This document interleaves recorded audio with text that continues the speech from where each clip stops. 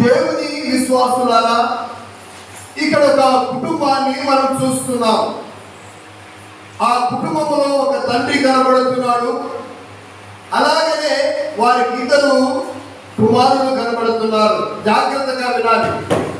ఖచ్చితంగా ఒక కుటుంబం బాగుపడాలి అంటే, ఒక మనిషి జీవితము బాగుపడాలి అంటే ఖచ్చితంగా ఆ యేసుక్రీస్తు ప్రభువారు చెప్పిన మాటలు మనం చాలా జాగ్రత్తగా వినాలి.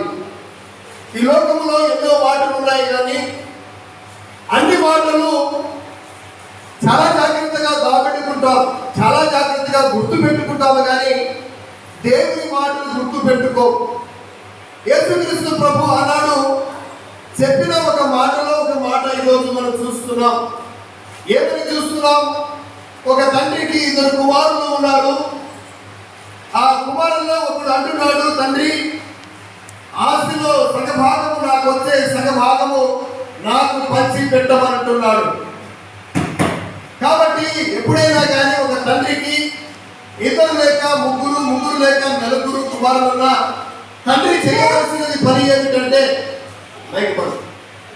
తండ్రి చేయవలసిన పని ఏమిటంటే ఖచ్చితంగా కుమారులు అడిగినప్పుడు తల్లిదండ్రులు ఖచ్చితంగా పంచిపెట్టవలసిన బాధ్యత ఉంది. అలాగే ఎప్పుడైతే చిన్నవాడై ఉన్నప్పటికీ, ఆ కుమారుడు చిన్నవాడైనప్పటికీ తండ్రిని చెప్పగానే తండ్రి ఒక మాట కూడా చెప్పకుండా వెంటనే సగభాగము ఏమి చేశాడంటే తనకు వచ్చే ఆస్తిని పంచిపెట్టి వేశాడు. వినాలమ్మా, ఎందుకు పంచిపెట్టారంటే తండ్రి బాధ్యత ఎప్పుడైనా కుమారులకు రావాల్సిన ఆస్తిని ఖచ్చితంగా ఇచ్చి వేయాలి. బ్రతికి ఉన్నప్పుడే తల్లిదండ్రులు ఏమి చేయాలంటే, ఎంతమంది అయితే కుమారులు ఉంటారో ఆ కుమారులకు పంచిపెట్టే ఆస్తిని పంచిపెట్టే బాధ్యత తల్లిదండ్రుల మీద ఉంది. ఇద్దరు కుమారులు కానీ, లేదంటే ముగ్గురు కానీ, నలుగురు కానీ, లేదంటే 5 కుమారులు కానీ, వారికి వారు ఎప్పుడైతే అడుగుతారో వారు అడిగినప్పుడు ఏమి చేయాలంటే వారికి పంచి పెట్టవలసిన బాధ్యత తల్లిదండ్రుల మీద ఉన్నది. కాబట్టి బాధ్యత కలిగిన తండ్రి ఏమి చేస్తున్నాడంటే కుమారుడు అడిగిన తక్షణమే ఏం చేస్తున్నాడంటే తనకు వచ్చే ఆస్తిని ఆ చిన్న కుమారునికి పంచి పెట్టి వేస్తున్నాడు. పంచి పెట్టిన తర్వాత ఆ కుమారుని మనం చూస్తున్నాము. 13వ వచనాన్ని ఒకసారి మనం చదువుతాం. కొన్ని దినములైన తరువాత ఆ చిన్న కుమారుడు సమస్తమును కూర్చుకొని దూర దేశ ప్రయాణములకు పోయి అచ్చట యేసు మహారాజుకు వినాలి. ఎప్పుడైనా కానీ కుమారులు ఆస్తి పంచుకున్న తర్వాత ఏమి చేస్తారంటే కొన్ని దినములు అక్కడ తల్లిదండ్రుల దగ్గర ఉండాలనుకుంటారు. లేదంటే వెంటనే ఏం చేస్తారంటే దూరదేశ ప్రయాణం చేయాలని అనుకోరు. ఎందుకు దూరదేశ ప్రయాణం వెంటనే చేయాలని అనుకోరు అంటే, అత్త చెప్పింది కాబట్టి మామ మాట అత్త మాట విని ఆయన ఆస్తిని పంచుకొని వెళ్ళిపోయారని చెబుతారని ఏమి చేస్తారంటే కొన్ని దినములు అక్కడనే గడుపుతారు, ఆ ఊళ్ళోనే గడుపుతారు. ఆస్తిని పంచుకున్న తర్వాత ఈ చిన్న కుమారుడే ఆస్తిని పంచుకున్న తర్వాత కొన్ని దినములు ఏమి చేశారంటే ఆ గ్రామములోనే ఆ ఊరిలోనే ఏం చేస్తున్నాడంటే కొన్ని దినములు ఉన్నాడు. ఎందుకు? పంచిపెట్టుకున్న తర్వాత సమస్యను కూర్చుకొని వెళ్ళిపోవచ్చు. అయినా కానీ కొన్ని దినములు ఎందుకున్నాడు ఆయన అంటే అత్తమామల మాట వినేసి ఆస్తిలో భాగం చేసుకుని తెలుగు తీసుకుని వెళ్ళిపోయినాడు. తల్లిదండ్రులు అంటారని ఏమి చేశారంటే కొన్ని దినములు అక్కడ ఉన్నాడు. కాబట్టి ఇక్కడ కూడా చాలా జాగ్రత్తగా ఆలోచన చేయాలి. ఆ కుమారుడు కొన్ని దినములు ఉన్నాడు, కానీ ఆ కుమారుడు కొన్ని దినములు ఉన్నప్పుడు ఏమి చేశాడంటే ఇష్టానుసారమైన పని చేయడానికి పోయి ఉంటాడు. ఆ కుమారుడు ఇష్టానుసారంగా తినడానికి పోయింటాడు, ఇష్టానుసారంగా తాగడానికి వెళ్ళిపోయింటాడు, ఇష్టానుసారంగా జీవితాలను అనుకుని ఉంటాడు. కానీ అప్పుడు కొన్ని దినములు గడిచింది. తల్లిదండ్రుల దగ్గర ఉన్నాడు. ఇదిగో తాగితే ఎందుకు తాగుతున్నావు అంటున్నాడు, తిరిగితే ఎందుకు తిరుగుతున్నావు అంటున్నాడు. ఇదిగో గొడవ పడితే ఎందుకు గొడవ పడుతున్నారని తల్లిదండ్రులు అడుగుతున్నాడు. కాబట్టి ఆయన ఏమి చేశారంటే సమస్తమును కూర్చుకొని దూరదేశ ప్రయాణం వెళ్ళిపోయాడు. వినాలి, ఎందుకు దూరదేశ ప్రయాణము? ఆయన చేయవలసి వచ్చినది తన ఇష్టానుసారంగా జీవించడం నేర్చుకోవడానికి, లేదంటే తన ఇష్టానుసారంగా జీవించడానికి ఆయన వెళ్ళిపోయాడు. ఎప్పుడైనా కానీ ఒక మనిషి పెద్దవారి దగ్గర ఉన్నప్పుడు ఆ మనిషి ఏమి చేస్తారంటే భయంతో భక్తితో జీవిస్తారు. ఎందుకు? పైవారు ఉన్నారు కాబట్టి. ఆ పైవారు చెబితే ఖచ్చితంగా ఏదైనా తప్పు చేసినప్పుడు పైవారు చెబితే వారు ఖచ్చితంగా ఏమి చేస్తారంటే ఇక్కడ వినాల్సింది వస్తుంది.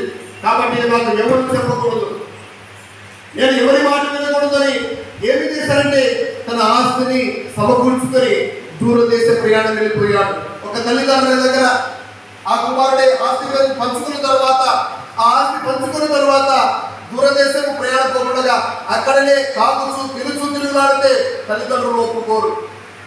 ఇష్టానుసారంగా పేకాడాడితే తల్లిదండ్రులు ఒప్పుకోరు.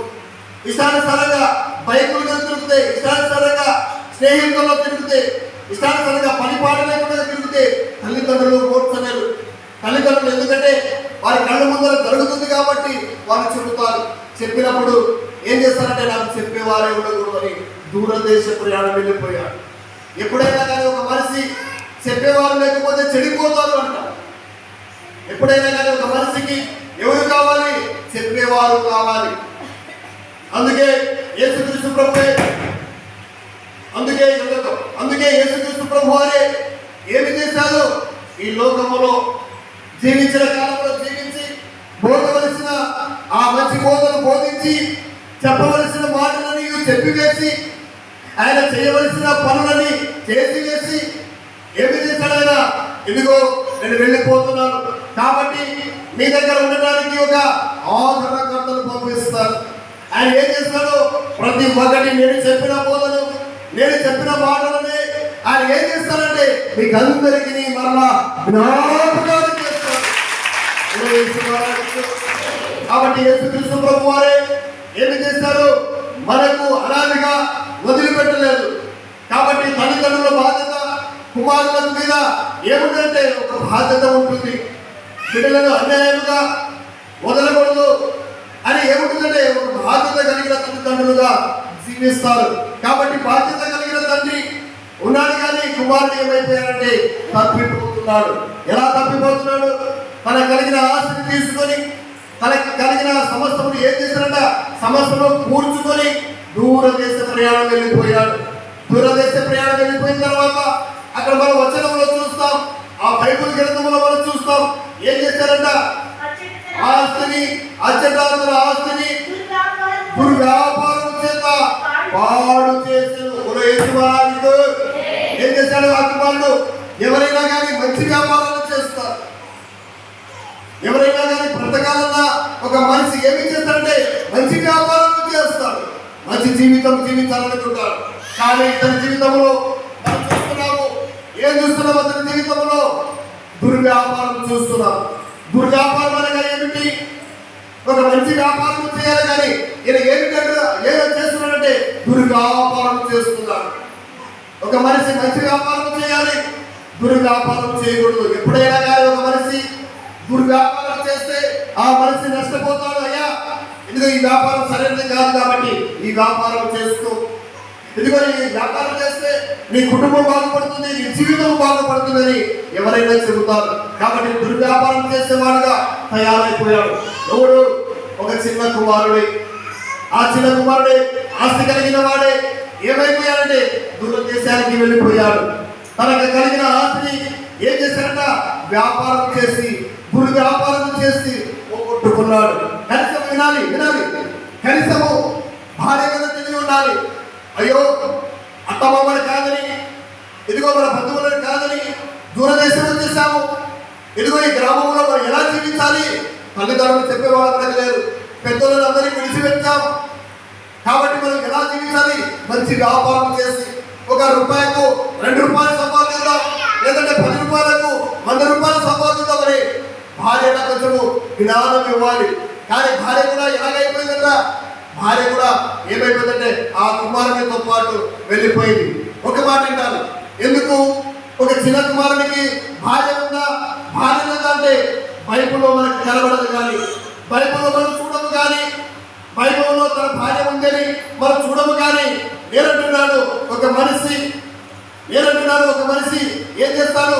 కనీసం ఆస్తి పంచుకోవాలంటే తనకు కనీసంగా ఖచ్చితంగా పెళ్లి కావాలి. పెళ్లి అయితేనే తల్లిదండ్రులు ఏమి చేస్తారంటే ఆస్తిని పంచి పెడతారు. పెళ్లి కాకమునుపు తల్లిదండ్రులు ఏ ఒక్కరికి కూడా ఆస్తి పంచి పెట్టరు.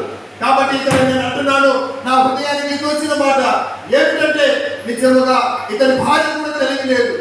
కనీసం ఏంటి, దూరదేశం వచ్చేసాం, నువ్వేం చేస్తున్నావు, నువ్వు ఇష్టానుసారంగా తాగుతున్నావు, ఇష్టానుసారంగా జీవిస్తున్నావు, ఇష్టానుసారంగా బ్రతుకుతున్నావు, పెద్దలు చెప్పేదేమో లేదు. ఇదిగో నేను మీకు సగభాగముగా భార్యగా ఉన్నాను, కనీసం నువ్వు ఆస్తిని ఏం చేస్తున్నట్టే దుర్వ్యాపారం చేసి నష్టపరుస్తున్నావు ఈరోజు అని కనీసం భార్య కూడా తెలివి ఉండాలి. ఈ రోజుల్లో మనం చూస్తాం, కనీసము భర్త తాగి రోడ్డు మీద పడుతుంటే, భర్త తాగి ఇష్టానుసారంగా జీవిస్తుంటే, భర్త లోకములో ఎంజాయ్ చేస్తుంటే కనీసం భార్య కూడా చెప్పే పరిస్థితులతో కూడా లేదు. ఎందుకు భయపడతారట? భార్య ఎందుకు భర్తతో లోపడాలి కానీ బాధ్యత ఖచ్చితంగా ఉండాలి భార్య. ఒక మనిషి ఎందుకంటే బాధ్యత లేని కుటుంబం, బాధ్యత లేని జీవితము, ఆ జీవితమే కాదు, కుటుంబమే కాదు. కాబట్టి ఇక్కడ బాధ్యత లేని భార్య కూడా కనబడుతుంది. కాబట్టి ఇద్దరికి ఏం లేదంట, బుద్ధి లేదంట. ఎలాంటి వారైపోయాడు? వాడు బాగా ఫుల్లుగా తాగేసి బిర్యానీ తీసుకుని వచ్చి ఇంటికి ఆడేస్తుంటే హ్యాపీగా తినేసి పండుకుంటుంది భార్య. వాడు నలుగురితో తిరుగుతుంటే ఎంజాయ్ చేస్తుంటే ఈమె కూడా ఏం చేస్తుంటే హ్యాపీగా ఇంట్లో పడుకుంటుంది. ఈ లోకంలో ఎంతో మంది మనం చూస్తున్నాం. ఈ లోకంలో వేరే ఇలాంటి వారు చాలా మంది ఉన్నారు. బాధ్యత లేని ఇద్దరు కుమారులు ఉన్నారు. వారి చదువు ఏంటి, వారి జీవితం ఏమైందని కొంచెం కూడా ఆలోచన లేకుండా ఏం చేస్తున్నారంటే ఇష్టానుసారంగా జీవిస్తున్నారు. ఒక మనిషి ఇష్టానుసారంగా జీవిస్తున్నారు. ఒక మనిషి చెప్పేవారు లేనప్పుడు ఏమైపోతారంటే చెడిపోతారు. వినాలి, ఆయన చెప్పండి, యేసు మహారాజుకు దేవునికి మహిమ కలుగును గాక. కాబట్టి ఒక మనిషి ఎవరు కావాలి? భర్త కోల్పోతే ఖచ్చితంగా ఎవరు కావాలంటే చెప్పేవారు కావాలి. లేదంటే చిన్న బిడ్డలు ఉన్నారు, ఖచ్చితంగా తల్లికి ఎంత బాధ్యత ఉందో, తండ్రికి ఎంత బాధ్యత ఉందో, ఇద్దరికి ఎంత బాధ్యత ఉన్నది బిడ్డల మీద. కాబట్టి కనీసము ఇదిగో అత్తమామలు విడిచిపెట్టి వచ్చాం, కానీ మన జీవితం ఎలా జీవిస్తున్నాం? ఇక్కడ 10 రూపాయలు సంపాదిస్తున్నామా? లేదంటే తాగుతూ దుర్వ్యాపారం చేస్తూ నష్టపరుచుకుంటున్నామా? రేపొద్దున ఏదైనా కష్టం వస్తే, రేపొద్దున ఒక ఇబ్బంది వస్తే, రేపొద్దున ఒక కాలో చెయ్యో విరిగి హాస్పిటల్లో పడితే ఎవరు సహాయం చేస్తారు అని కనీసము భార్యకైనా కొంచెమన్నా ఏముండాలంటే జ్ఞానం ఉండాలి అంటారు. కాబట్టి జ్ఞానంలో ఉన్న స్త్రీ ఏం చేస్తుంది? తన ఇల్లును కట్టుకుంటుంది. కాబట్టి ఇతనికి కూడా, చిన్న కుమారుని కూడా ఎలాంటి భార్య దొరికి ఉండదంటావు? అతనికి జ్ఞానం లేని భార్య దొరికి ఉంటుంది. కాబట్టి తన ఇల్లును ఏం చేయలేకపోయారు? చక్కబెట్టుకోలేకపోయారు, తన ఇంటిని కట్టుకోలేకపోయారు. కాబట్టి చిన్న కుమారునికి ఏమైపోయింది జ్ఞానము? చాలా మంది తిరిగేవారు, చాలా మంది తాగి ఎంజాయ్ చేసే వారికి చాలా జ్ఞానం ఉందనుకుంటారు, కానీ వారికి ఏముందంట? జ్ఞానం లేదని బైబిల్ మనకు చెబుతుంది. యేసు మహారాజుకు దేవునికి మహిమ కలుగును గాక. కాబట్టి నేను అంటున్నాను, భర్తకు ఏముందంటే ఖచ్చితంగా ఆస్తి మీద సగాధికారము భర్తకి ఎంత ఉందో భార్య కూడా అంత అధికారం ఉన్నది. కాబట్టి ఎవరు ఏమి చేయాలంటే ఒక కుటుంబానికి కట్టుకొని ఆ కుటుంబంలో 10 రూపాయలు సంపాదించే భార్యగా, సంపాదించే భర్తగా ఈ లోకంలో మనం జీవించాలి. లేదంటే ఎలా జీవిస్తున్నారో ఒకసారి మనం ఆలోచన చేస్తే ఎన్నో కుటుంబాలు ఈ రోజుల్లో కనీసం ఉండడానికి కూడా ఇల్లు కూడా లేకుండా జీవిస్తున్నారు. కట్టుకోవడానికి సరిగా బట్టలు లేకుండా జీవిస్తున్నారు. తినడమే తాగడం పడుకోవడమే ఆ పని తప్ప ఏ పని లేదు. కాబట్టి చిన్న కుమారుడు దుర్వ్యాపారం చేశారంట. దుర్వ్యాపారం చేసిన తర్వాత ఏమి చేశాడు? అంత నష్టపరుచుకున్నాడు. అంత ఏం చేస్తున్నాడు? అంత తన కలిగిన ఆస్తిని అంతా కోల్పోయినాడు. యేసు మహారాజుకు దేవునికి మహిమ కలుగును గాక. కాబట్టి కింది వచనంలో మనం చూస్తే తర్వాత అంతయు అదంతయు ఖర్చు చేసిన తర్వాత ఆ దేశమందు గొప్ప కరువులాగా వాడు ఇబ్బంది పడసాగను. వెళ్ళి ఆ దేశస్థులలో ఒకని చెంత చేరును. యేసు మహారాజుకు వినాలి. ఎప్పుడైనా ఇతను ఎవరి దగ్గర వెళ్ళిపోయాడంట? ఒక మనిషి దగ్గర చేరైపోయాడు. ఎదుగో తండ్రిని విడిచిపెట్టాడు. ఆ తండ్రిని విడిచిపెట్టి ఇంకోటి దగ్గర గాసపుగా ఉండిపోయాడు. తన కలిగిన ఆస్తిని ఏం చేస్తున్నాడంటే అంత నష్టపరుచుకున్న తర్వాత అతనికి ఏది తినడానికి కూడా ఏది లేనప్పుడు ఒకరి చెంత చేరిపోయాడు. ఒకరి చెంత చేరిన తర్వాత ఏమంటున్నాడు అక్కడ? ఆ బైబిల్లో మనం చూస్తే ఆ మనిషి ఆ దేశస్తులలో ఒకరి యొక్క చేరను. అతడు పందులను మేపుటకు తన పొలంలోనికి వారిని పంపెను. యేసు మహారాజుకు తండ్రి దగ్గర ఉన్నంత వరకు అతనికి ఏమి లేదంటే పని లేదు, పాట లేదు. హ్యాపీగా తింటున్నాడు, ఎంజాయ్ జీవితమే జీవిస్తున్నాడు. కానీ తండ్రి ఏమి చెప్పడం లేదు అతనికి.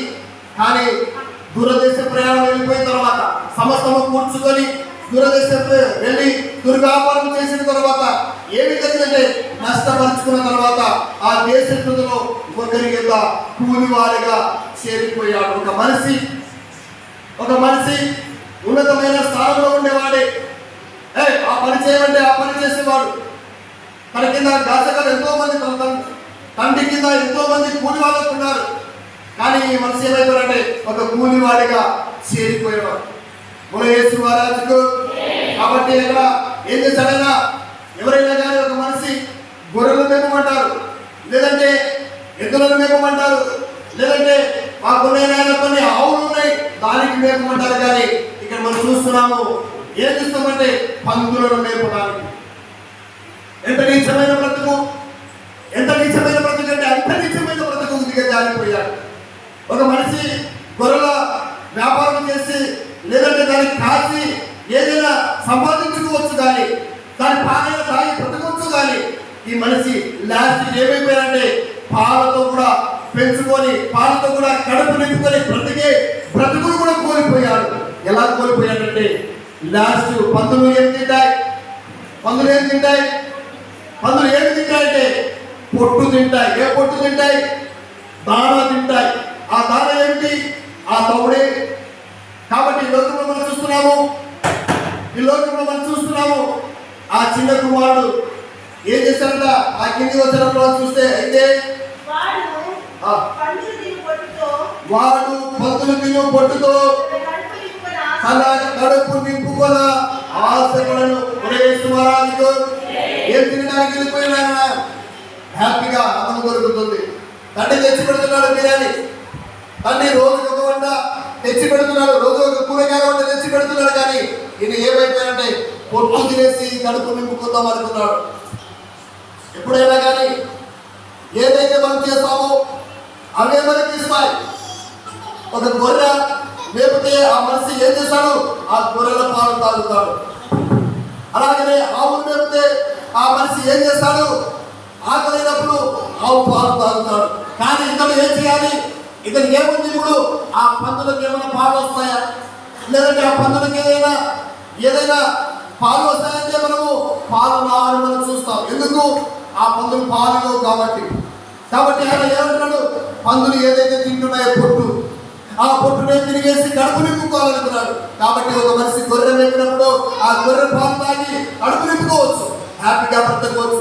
అన్నం లేకపోయినా, ఒక పూట లేకపోయినా ఏం చేస్తాడంటే ఆ మనిషి బ్రతుకుతాడు.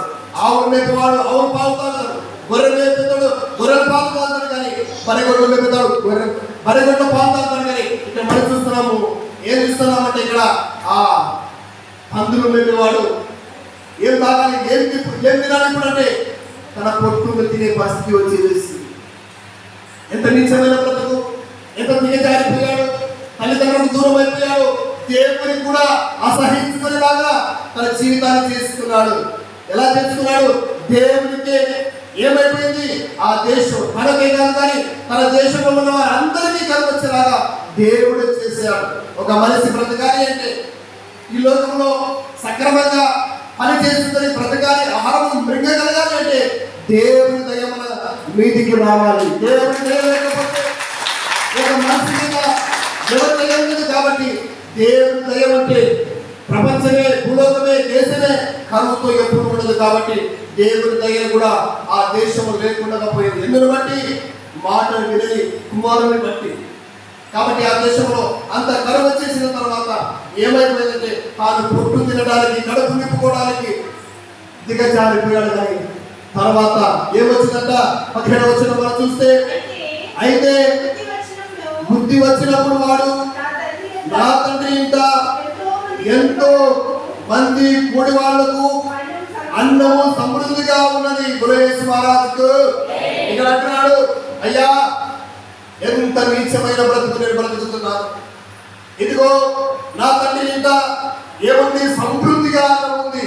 ఆ అన్నాన్ని ఏం చేశాను? ఈరోజు కాళ్ళతో కొట్టి వచ్చి వేశాను.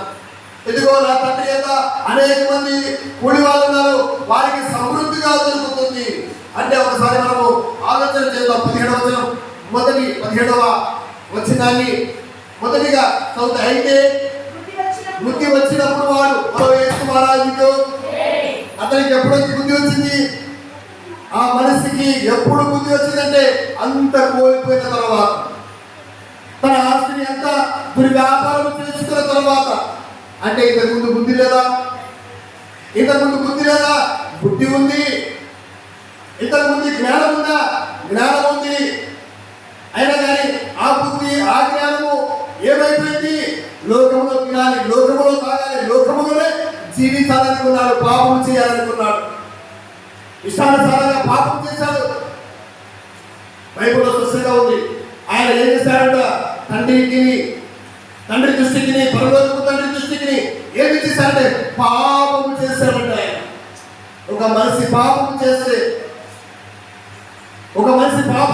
ఏమైపోతాడు? పేదవాడైపోతాడు. కాబట్టి ఇక్కడ అంటున్నాడు ఆయన, బుద్ధి వచ్చినప్పుడు. ఆస్తి పంచుకున్నప్పుడు బుద్ధి లేదా? ఆస్తి పంచుకున్నప్పుడు కూడా బుద్ధి ఉంది. ఇదిగో కొన్ని రోజులు తల్లిదండ్రుల దగ్గర ఉన్నాడు, ఆస్తి పంచుకొని కొన్ని రోజులు పక్కింట్లో ఉన్నాడు. అయినా కానీ అప్పుడు బుద్ధి ఉందా? బుద్ధి ఉంది. కానీ తర్వాత ఆస్తి కూర్చుకొని దూరదేశ ప్రయాణం వెళ్ళిపోయాడు. అప్పుడు బుద్ధి లేదా? ఆస్తిని సమకూర్చుకున్నప్పుడు బుద్ధి ఉంది, కానీ అయితే తర్వాత లేదా బుద్ధి. కాబట్టి ఇక్కడ మనం చూస్తాం, బుద్ధి ఉంది కానీ ఆ బుద్ధి ఆ మనిషికి ఏమి చేయలేదంటే బ్రతికించలేదు. కాబట్టి అంటాడు, సర్వ సంపదలు, బుద్ధియు జ్ఞానము, సర్వ సంపదలు నా యొక్క గుప్తమై ఉన్నాయి అంటున్నాడు ఆయన. ఎవరి దగ్గర ఉన్నాయి? ఒక మనిషి కుటుంబం బాగుపడాలంటే, ఒక మనిషి జీవితం బాగుపడాలంటే నీ జ్ఞానం, నా జ్ఞానం అసలు సరిపోదు. ఎవరి జ్ఞానం కావాలి? దేవుని జ్ఞానం కావాలి. దేవుని జ్ఞానం ఉందా ఈరోజు? నేను అడుగుతున్నాను, నిజంగా నీ జీవితంలో దుర్వ్యాపారం చేసుకుంటూ తల్లిదండ్రులు మాట్లాడకుండా ఇష్టానుసారంగా చేసుకున్నావేమో, అయితే నీకు జ్ఞానం ఉందా? నీకు జ్ఞానం లేదు. నువ్వు అనుకుంటున్నావు నా జ్ఞానం ఉందని. ఎందుకో తల్లిదండ్రుల దగ్గర ఆస్తి సమకూర్చుకున్న తర్వాత అతనికి అంటున్నాడు నా జ్ఞానం తండ్రిగా ఉందిలే అనుకున్నాడు, కానీ అతనికి జ్ఞానం లేదు, అతనికి బుద్ధి లేదు.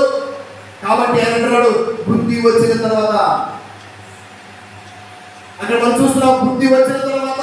ఇంతకుముందు బుద్ధి ఉన్నా కానీ ఆ బుద్ధి పనిచేయలేదు. బుద్ధిహీనుడుగానే జీవించాడు.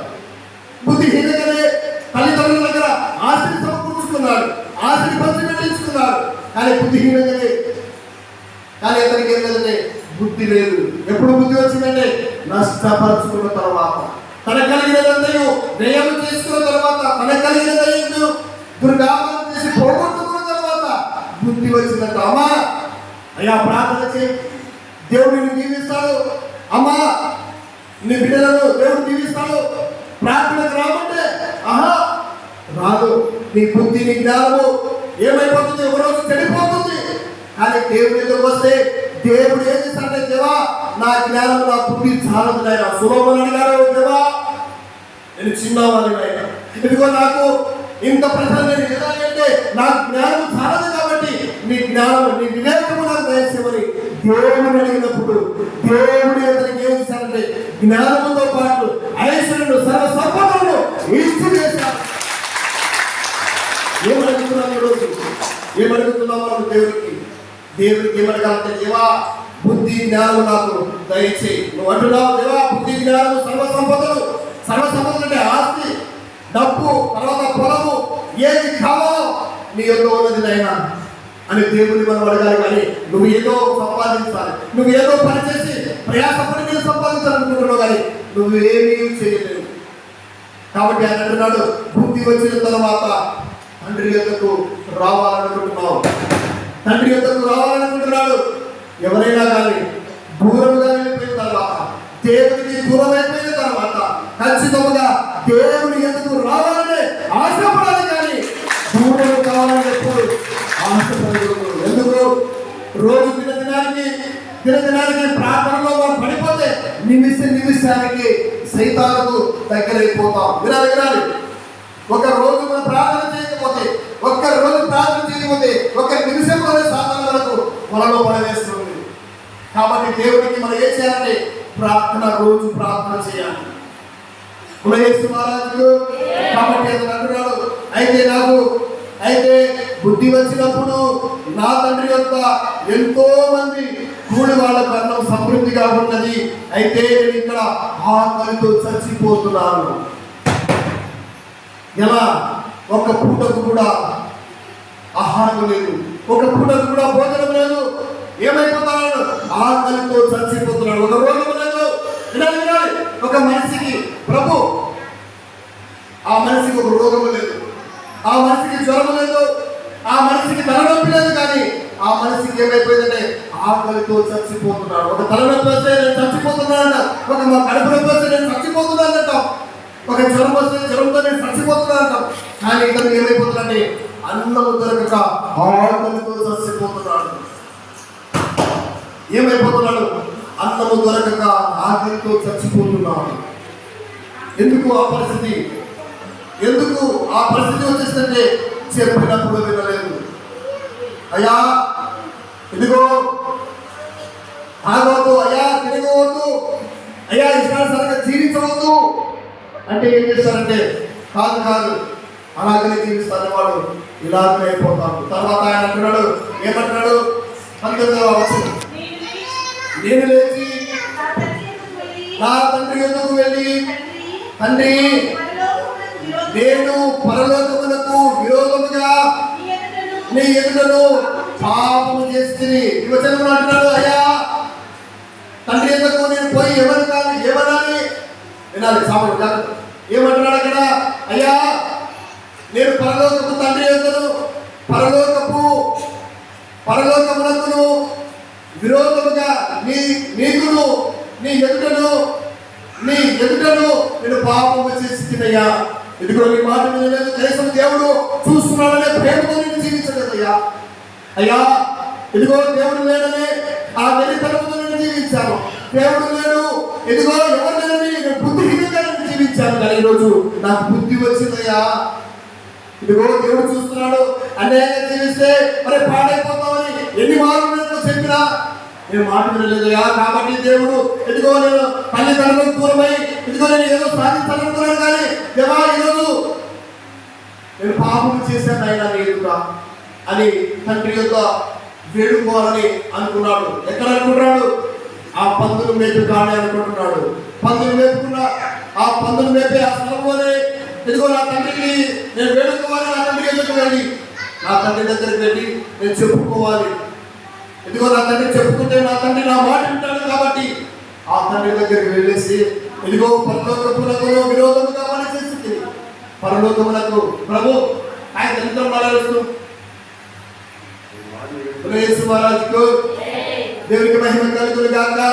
కాబట్టి పరలోకమునకును విరోధముగాను నీ ఎదుటను పాపము చేసి నువ్వు వెళ్ళి చెప్పినాయా తండ్రి, నువ్వు వెళ్ళి చెప్పినా వినలేదు.